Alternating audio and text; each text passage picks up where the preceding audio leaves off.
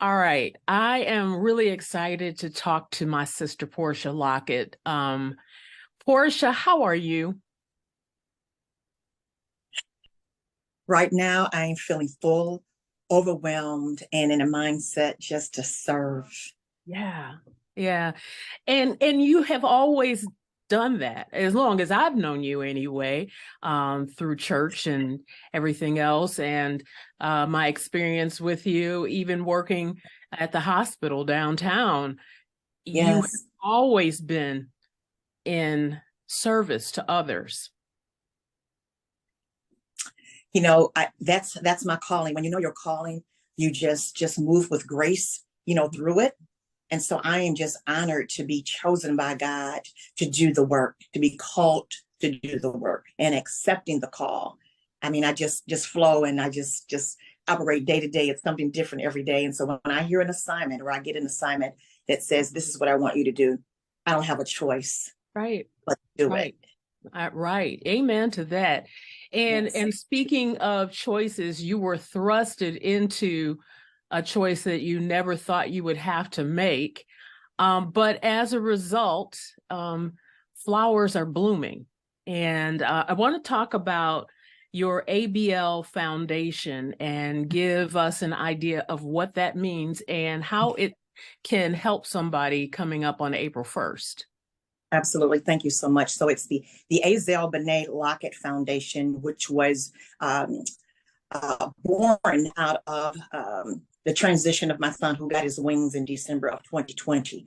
And God kept telling me, I'm going to get the glory out of this. And of course, when you are in that space where you've had a loved one to transition so suddenly and through a violent situation, just put you in a whole different headspin. But I had to trust God, through the process.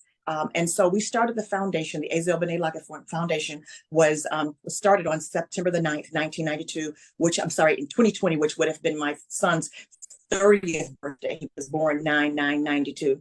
And Okay. so we came together and I selected some folks and asked them if they would be a part of this journey with me, this assignment, and they answered yes. And so one of the first assignments is this permission to grieve, which will take place this upcoming Saturday, April the 1st at Wayne County Community College District, the Northwest Campus. And so we're just in a position to be able to embrace individuals because sometimes people don't feel that they can have the moment, the proper time in order to grieve. And sometimes we put time limits or restraints Yeah. on how we grieve, who we grieve for, and the proper way to grieve and all that. We've been given these tools, but not necessarily once we've been given the tools, what do we do next? We've Right. accepted it, we've gone denial, we have all these different layers, 5 steps and 9 steps. But what do you do after that? What do you do after the phone calls start coming in? And so at this event, I'm really elated that we have been able to embrace some people who are still going through the grieving journey, but they're going to be able to give their testimonies of where they are, of losing a loved one, losing a parent, losing a child, even losing someone that has come to face to face with Alzheimer's, and then transitioning. And so all those different components, and then also talking about that word loss, because sometimes, depending on who you're talking to, they don't want to use the word loss. They'll use Yeah. the word transition. I choose the word receive wings, you Right. know it depends on where you are in your faith and how you've been raised, but it doesn't matter. That person is no longer with us in the physical but still with us in the spiritual. And that grieving process Yeah. is something I've watched, different people go through different ways of grieving. Mine manifested as migraines and backaches and everything else. And and I still go through things. I'm one of those people that lost their parent to Alzheimer's. And I have an elderly father who is battling with dementia now. So it feels like ongoing grieving, if that makes sense. Mhm. And Yes, absolutely. you have to find ways, and I love the name of this Permission to Grieve Day, because sometimes we get so wrapped up in what we have to do on a personal level, we don't give ourselves permission. Yes, yes, yes. And then sometimes we forget because we're in the planning stages. And then after that 2 week or 3 week period has dissolved and the calls are not coming in, all the planning is done. And so you're like, now what? Is how I'm feeling the way I'm supposed to feel? Should I be doing more? Should I be doing less? Because we've had these labels and you've observed how other people have lost loved ones or there's transition. I didn't get a chance to say goodbye. I didn't get a chance to say, I forgive you. There was some unfinished business that we need. We didn't have that discussion. You didn't tell me that. So there's all these different emotions start to come up.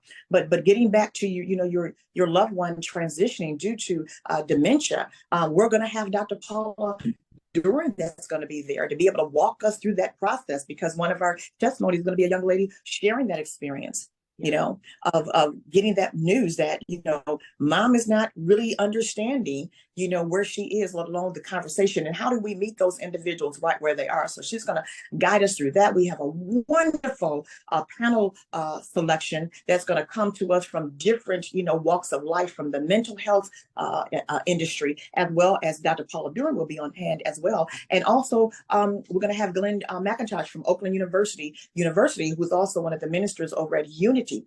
And so just talking about it from a religious, from an educational standpoint, the emotional piece. And so we're going to have different people on all different levels that will be there, be present to be able to answer questions. And again, meet individuals right where they are, because everyone has a story to tell, has an experience during the transition of their loved one no longer being here. And we want to be able to embrace you and say, wherever you are, it's okay. We just want to help you heal, offer you hope, and hold your heart as you're going through that journey.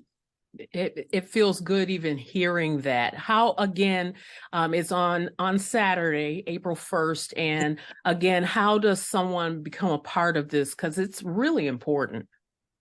Yes. And so right now you can go to Eventbrite, EVENTBRITE, Eventbrite, and just do a search. You can just push in permission to grieve. And there are some seats that I do believe we have about 12 seats that are left over.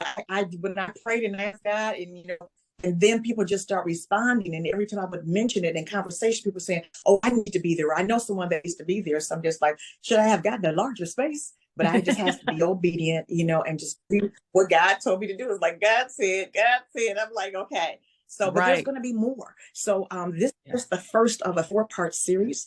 This is Permission to Grieve. And then we're going to come back in a few months and do Permission to Heal. So now that we are grieving, we know it's okay. Now, how do I get my healing on? What do I need to do? Where do I need to get the help from? What support mechanisms are out there? What resources, what tools are actually out there? Then we're going to talk about permission to live and laugh. Because sometimes when we're grieving, people go in that hole and they don't know how to crawl out of that hole.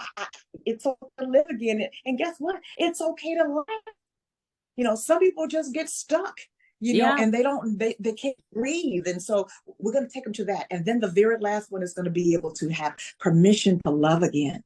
Right? So if you've been in a relationship and that significant other is no longer there, then it's okay to move on and move beyond that if that's your choice. And then sometimes you may have that parent who has, let's just say, 10 children. You've got 9 children left, but that one child has already transitioned, but you're so consumed with the loss of just that one that you're forgetting that you have all these other children to love. So we're going to give you permission to love again and love yourself, because sometimes we stop loving ourselves. We internalize it and we forget that it's okay to live. It's okay to laugh. It's okay to heal. But the process and everyone's journey is different. Yeah, for sure. For sure. Well, I'm looking forward to hearing the testimonies of what happens on Saturday. Again, where is it again? It's going to be at Wayne County Community College District, the Northwest Campus, which is located on Outer Drive in Southfield. But in order to attend, you must register. And you must register to Eventbrite.com. Eventbrite.com. Yes, and put in permission to grieve in Michigan. In Michigan.